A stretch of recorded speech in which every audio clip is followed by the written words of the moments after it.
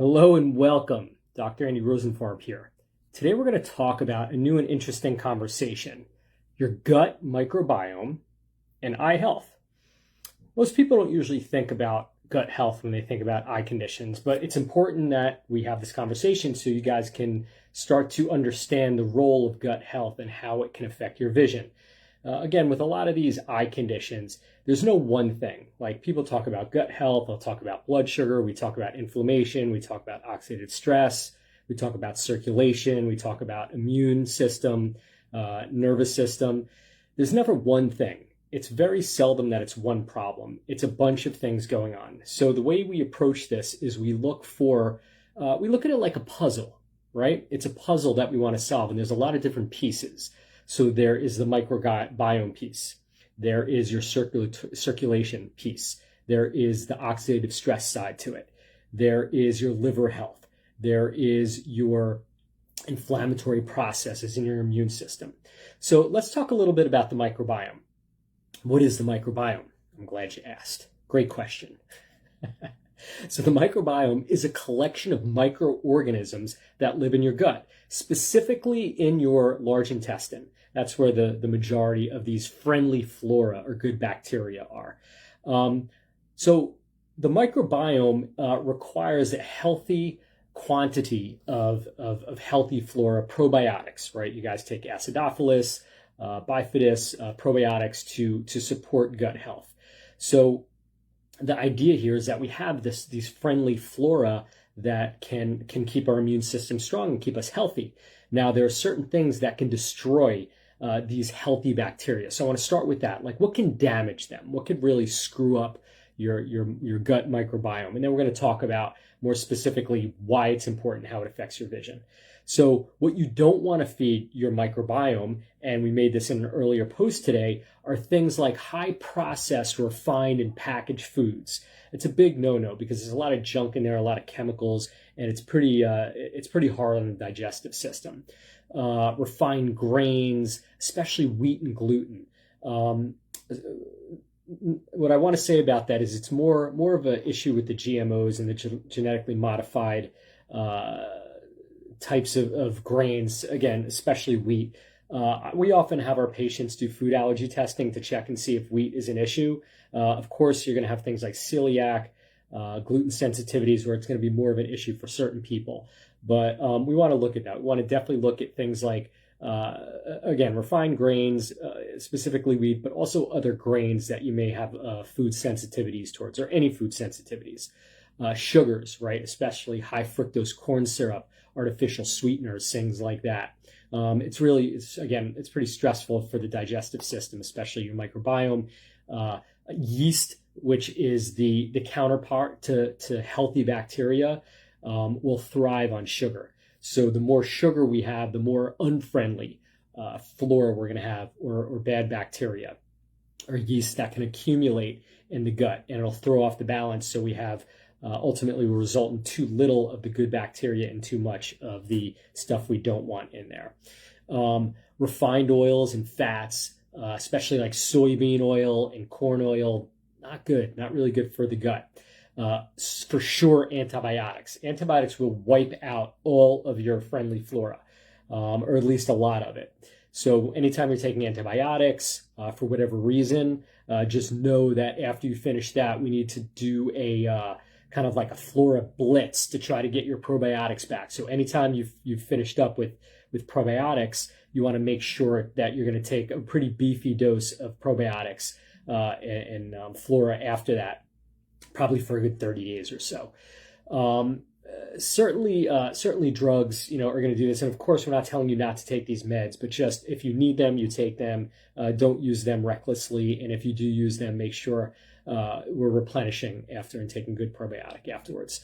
Anti-inflammatory meds like ibuprofen, Advil, aspirin, these also can be really hard on the digestive system and break down your gut microbiome. Okay, acid blockers, right? Any of these Tums is benign as Tums, Rolaids, antacids, but also things like Prevacid, Prilosec, these things used for like acid reflux and stuff like that. although they will stop your symptoms, can be devastating to the digestive system and create a whole host of other problems. So my recommendation for that is if you're dealing things with like acid reflux is, maybe you're on these medicines or medications, but it's a good idea to get to the root cause of the problem. Again, there are long-term problems that can be associated with these long-term acid blockers and antacids. And we really want to deal with the underlying issues. Maybe it's too little hydrochloric acid, too much hydrochloric acid. Maybe there's gut inflammation, maybe food allergies, maybe there's an H. pylori bacterial infection. So we really want to look and find out, not only treating the acid reflux, but figuring out what is going on that could be causing this reflux, so we can correct the root cause of the problem, not just take meds to snuff out the symptoms. Okay, so now that you know what factors, specifically foods and meds, and also stress. I want to say the other thing too is stress. Certainly soda and stuff like that. Any junk food's really going to screw up your microbiome and your digestive system. So now that we know the things that can harm the gut and really cause some destruction to a healthy microbiome, let's talk a little bit of how a healthy microbiome impacts your vision. Okay, so there is some evidence that suggests maintaining good gut health can have a positive effect on your vision. This is because the gut and the eyes are connected through a network of nerves and blood vessels. One of the main ways that gut health can support vision is by ensuring the body is getting enough nutrients, vitamins, and essential nutrients for the eyes, right? So basically what that means is the body, the digestive system needs to be able to break down these nutrients and use them, right? We take supplements, we eat food, they're broken down into simple forms. The body makes use of them and delivers them to the parts of the body that need them. If our digestive system is not breaking down food or supplements, we're not going to be able to make good use of them, and we're going to eliminate them, right, through either our pee, or that's water soluble nutrients, or fat soluble nutrients. We're going to poop them out. So, for example, a lot of these nutrients are important for the eyes, such as vitamin A, lutein, zeaxanthin. All these get absorbed in the gut, right? We talk a lot about these. Bilberry, all the nutrients that we've talked about, the carotenoid antioxidants, herbs, and vital nutrients that are really beneficial for vision. They're all broken down in the gut. So if the gut isn't healthy and functional, we're not going to make use. So you can take all the supplements you want. And if you're not really, you don't have a good digestive system, it could make your digestive system worse because you're adding foods that are hard to digest or supplements that are hard to digest.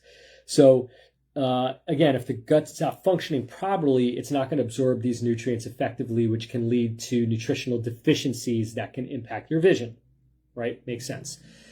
So in addition, there's some evidence that suggests that the microbiome may play a role in eye health in the way that the composition of the microbiome can influence the development and function of the immune system, which in turn can impact inflammation and oxidative stress, which we know can affect the eyes. So there's those, we're going back to those, the three factors that I talk about a lot: inflammation, oxidative stress, and blood flow. So when the digestive system is not working very well, we're going to have more tendencies towards inflammation, and we're going to have more oxidative stress in the body for a bunch of reasons. So we also know that some research suggests that the gut health may be linked to certain eye conditions, such as dry eye, age-related macular degeneration, glaucoma, even things like eye strokes. So we, of course, need more research on this to fully understand the connection between gut health and specific eye conditions. But it is thought that inflammation and oxidative stress are really, really important factors when it comes to the gut-brain connection, or the gut-eye connection, as we talk as well. So overall, while the exact mechanism is not really understood in its complexity and completely, there is a lot of evidence that suggests that maintaining good gut health and a healthy gut microbiome may have a positive impact on your vision. And it underscores the importance of a healthy, balanced diet, taking the right supplements, chewing our food, not wolfing our food down, not only the quantity of food, but the quality of food and how we're actually eating. right? Are we sitting like wolfing food down and not chewing? Or are we taking our time and enjoying our meal in dining, right? There's eating and there's dining. Eating is, like take a chunk of food and like while I'm on my computer, or maybe I'm driving with one, if you guys are still driving, one knee and you got a sandwich or something like that. Versus dining. Dining is sitting down, just really enjoying and being present inside the experience of culinary dining. So make your eating practices a ritual, really, really get into it. So a couple other things I want to talk about is gases that are produced in the microbiome. It's a funny conversation. Gas, gut, where we're going with that. So the microbiome, again, is a community of microorganisms that we talked about that inhabit the human body, right? They can produce a wide range of gases, including hydrogen, methane, we know that makes farts stinky, carbon dioxide, nitrogen, and hydrogen sulfide. These are the gases that are produced in the gut. Of all of these gases, hydrogen, we know methane pretty well, right? When somebody has gas, the SBDs and stuff like that. Anyway, I digress. So of these gases, hydrogen is produced by several types of bacteria during the fermentation process of carbohydrates. All right. I'm going to get back to this, but kind of mark that point. All right. Hydrogen is really important, and understand that we produce this by the fermentation of carbohydrates. So dog ear that comment for a minute. We know that methane is produced through methagenic hydrogen and carbon dioxide is substances. So it's just another breakdown of foods and stuff like that that's causing the methane. Carbon dioxide is produced as a byproduct of metabolic process such as respiration, right? So metabolism and respiration, when the cells respirate, right? These bacteria also are living organisms, so as a respiratory part to them, they're going to release carbon dioxide as a result because they're oxygen based. Nitrogen gas is another gas is produced by some bacteria during denitrification process that converts nitrates into nitrogen gas, right? Again, there's a lot of biochemistry in that, but that's what happens. Finally, hydrogen sulfide, the last gas we talked about, is produced by certain types of bacteria that reduce sulfur-containing compounds in the body for more of a reductive, so we don't have any harm from too much sulfur in the body. So the production of these gases have both beneficial, and if we have too much of the toxic gases, like carbon dioxide, even methane gas, too much of that builds up, and it's not released by the body healthfully, we can build up, and the gases can have a toxic effect on the body. So we want to have a nice balance, right? That's what we're talking about here, depending on the balance of the microbiota community and the amount of gas produced. So again, we don't want too little, we want too much, we want enough of the right gases produced. So how does the microbiome support a healthy immune system? So that's the big conversation, is a healthy microbiome and how it relates to the immune system. So let's make a couple of points here when we're talking about this. So the microbiome supports a healthy immune system first and foremost by protecting against harmful bacteria. The gut microbiota acts as a physical barrier that prevents harmful bacteria from colonizing in the gut by competing for space. There's only a certain amount of space in the gut. So that's pretty much what happens, and it's basically limited resources. So this reduces the risk of infections and allows the immune system to focus on potential threats rather than being overwhelmed with yeast and bad bacteria. We also know the second thing is that it produces an antimicrobial compounds. So some traits of the gut bacteria produce antimicrobial, which means they fight viruses and bacteria and yeast and fungus to kill or inhibit growth of harmful bacteria, yeast, and fungus. It also helps maintain a healthy balance of bacteria in the gut, which is important to optimal immune function. We're going to talk more about why that is in a minute. Third, we know it enhances the gut barrier function. The gut needs a nice barrier to enhance the integrity of the gut barrier, which is basically what the microbiota do, to prevent harmful substances from entering the bloodstream, right? There's a barrier. We don't want this yeast and these bacteria to escape the walls of the intestines and get into the bloodstream, because that could cause what's known as leaky gut syndrome, and that could cause a lot of problems for people. So we know that it's important because it reduces the workload of the immune system, allowing it to focus again on potential threats. And the next thing I want to mention is it modulates the immune response. And by that, I mean the gut can modulate the immune response by producing metabolites that interact with the immune cells. And this can help regulate the immune system, preventing, again, overreacting from harmless substances and underreacting to harmful ones. So basically what happens when we have this dysregulation, the body will overreact. You get food allergies, right? And sensitivities where the body is overreacting to things that aren't really harmful, like certain foods and proteins, and then it's underreacting to other yeast, bacteria, and fungus, and even viruses that get into the gut that can be potentially harmful for them. So it's a distraction. We'll leave it at that. Generating beneficial metabolites. So some strains of gut bacteria produce beneficial metabolites such as short-chain fatty acids, which are like vitamin E, which can support the immune system by promoting the growth of beneficial bacteria and regulating the immune response. So that's really how the functionality of when we have healthy microbiome and we have a healthy gut, that's what it looks like.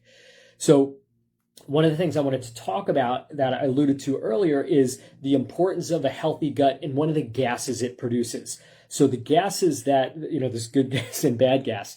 The good gas is that the microbiome, the friendly flora produce hydrogen. All right. And we're going to start having a lot of conversations about this critical, important gas called hydrogen. Now, hydrogen is the smallest, lightest element in the periodic table. It has a molecular weight of 2, and it is basically very, very light, very, very small, and very, very permeable. And what I mean by that is it can get to anywhere in the body. It can cross the gut barrier. It can cross the blood-brain barrier. It can cross the blood-retinal barrier. It basically can get anywhere it wants. And what does it do, should we say? I'm glad you asked. Hydrogen is one of the best antioxidants that we know of right now. Right now, we don't know of any better antioxidants. And antioxidants, as we know, will neutralize free radicals, and that will result in oxidative stress. And if you guys have listened to my lectures, which I'm sure you have, or my sessions here, we've talked extensively about the role of oxidative stress, and we're going to continue to talk more about that.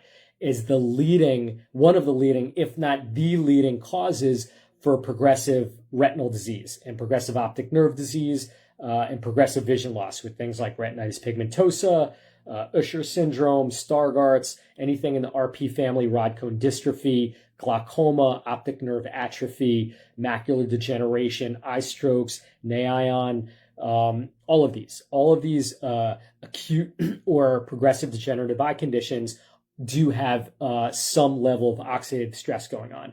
And that free radical damage is definitely causing accelerated aging to the eye, the brain, which are tissue specific, but also can show up anywhere else in the body. So it's really, really important that we have a healthy gut microbiome that has these healthy, friendly bacteria, which produce hydrogen. And the hydrogen is going to be pretty much the only source in our body, or it's the main source of hydrogen production in the body to help our body to overcome and manage oxidative stress, which again is one piece of the puzzle that we're trying to manage to help preserve our vision and our overall health. And again, that's not only going to affect the eyes, it's going to affect brain health, cardiovascular health, and any form of neurodegeneration. So hydrogen gas is very, very important. We need it, and we want to support it to make sure that our body's managing the oxidative stress. Now, if we don't have enough hydrogen in the system produced by the intestinal flora, the oxidative stress is going to get out of control, and we're going to start to see accelerated degeneration in various parts of the body. Specifically, in this case, we're going to be talking about, obviously, the eyes and the vision. So in weeks to come, we're going to be talking a lot more about the role of hydrogen gas, and elemental hydrogen as it relates to healthy vision. So stay with us, and we're going to be talking more about that. So for all intents and purposes, for this, for a takeaway from this session, is just watch the foods that you put in your system and the supplements and the meds that can break down your healthy microbiome. And we don't want to have an unhealthy microbiome. And then we also want to make sure that we're supplementing with probiotics, healthy flora, foods like sauerkraut, fermented foods that are really going to help boost the intestinal flora. So focus on gut health to help with your eye health. And that is the message for today. Thanks for being with us, guys. Have a great rest of your day. And again, I am Dr. Andy Rosenfarb with AccuVision, where your vision is our mission. Take care and a great rest of your day. Bye-bye.